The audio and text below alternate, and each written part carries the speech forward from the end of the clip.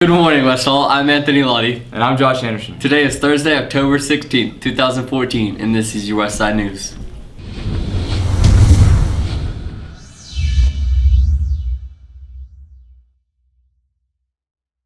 Attention seniors. Early action deadlines are coming up. The early action deadlines for UNG Dahlonega campus only is November 15th.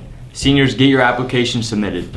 FBLA and DECA are conducting a canned food drive. These two clubs are participating in the Salvation Army food drive.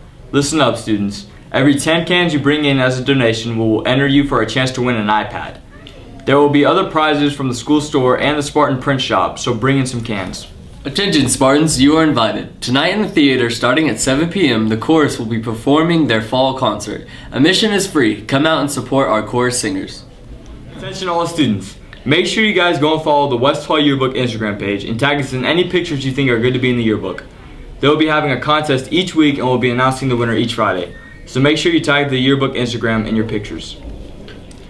Be sure to swing by the ice cream shop in the lobby after lunch. We will be selling ice cream every Tuesday and Thursday. Now let's check out this short clip. Our person of influence for the week of October 13th is Malala Yousafzai. Malala attended a school that her father founded. After the Taliban began attacking girls' schools, Malala gave a speech in Pakistan in September 2008. The title of her talk was "How Dare the Taliban Take Away My Basic Right to Education." I was afraid of my future. I don't want to see any girl to be ignorant, and I don't want to see any girl to be illiterate in future, and I do not want my future to be just sitting in a room and to be imprisoned in four walls and just cooking and giving birth to children, and I didn't want to see my life in that way. In early 2009, she began blogging for the BBC about living under the Taliban's threats to deny her an education. In order to hide her identity, she used a fake name. However, she was revealed to the BBC blogger in December of that year. When she was 14, Malala and her family learned that the Taliban had issued a death threat against her. Though Malala was frightened for the safety of her father, an anti-Taliban activist, she and her family felt that the group would not actually harm a child. We are human beings, and this is the part of our human nature, that we don't learn the importance of anything until it's snatched from our hands. And when in Pakistan, when we were stopped from going to school, at that time I realized that education is very important, and education is the power for women. And that's why the terrorists are afraid of education. They do not want women to get education, because then women would become more powerful. On October 9th, 2012, on her way home from school, a man boarded the bus Malala was riding in and demanded to know which girl was Malala. When her friends looked toward Malala, her location was given away. The gunman fired at her, hitting Malala in the left side of her head. The bullet then traveled down her neck.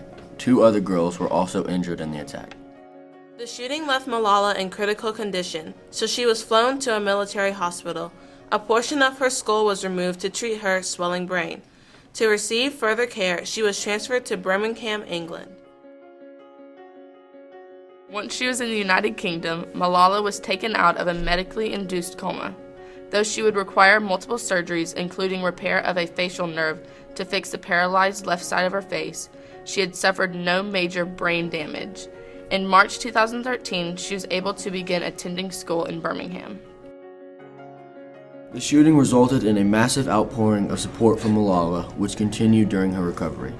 She gave a speech at the United Nations on her 16th birthday in 2013.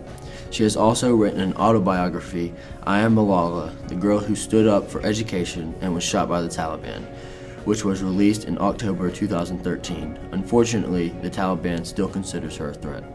All over the world, for every child. We cannot all succeed when half of us are held back.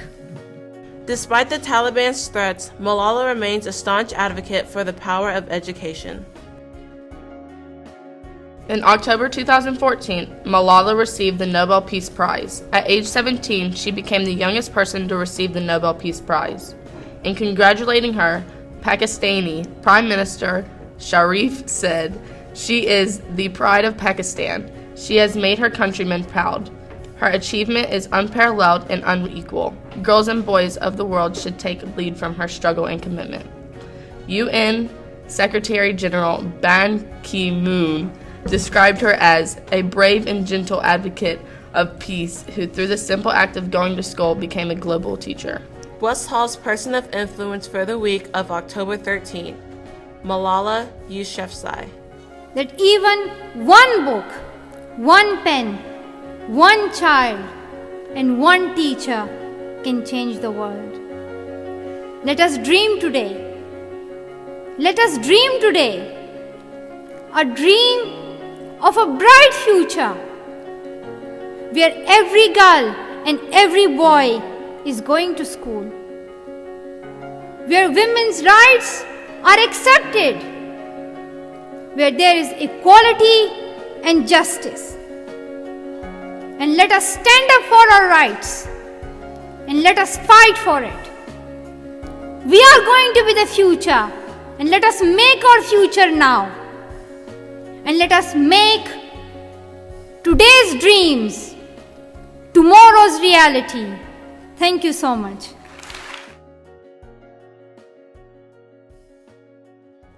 Now over to Izzy for Spartan Sports. Today in Spartan Sports, boys basketball conditioning will be held each day this week after school in the gym. Swim team conditioning will continue throughout the week at 4 p.m. on the track.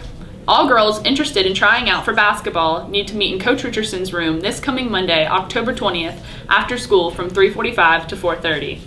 Basketball tryouts will be held October 27th and 28th from 4 to 6 p.m.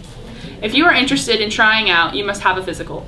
All lady Spartans interested in playing soccer this year should plan to meet Friday morning in Coach Johnson's room at 8 o'clock on the Purple Hall. Our JV football team will travel to North Hall High School this afternoon to take on the Trojans at 5:30. Let's get out there and support our football team. That's all for today's sports. Now back to Josh and Anthony.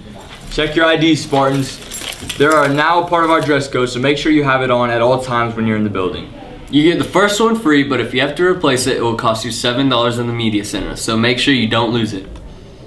That's all for today's announcements. Please stand for the moment of silence to be followed by the Pledge of Allegiance.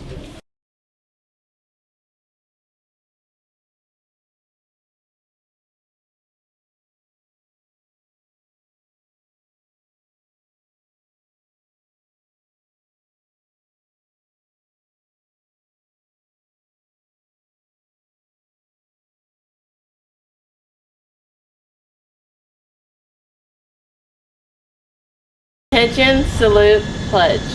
I pledge allegiance to the flag of the United States of America and to the republic for which it stands, one nation, under God, indivisible, with liberty and justice for all.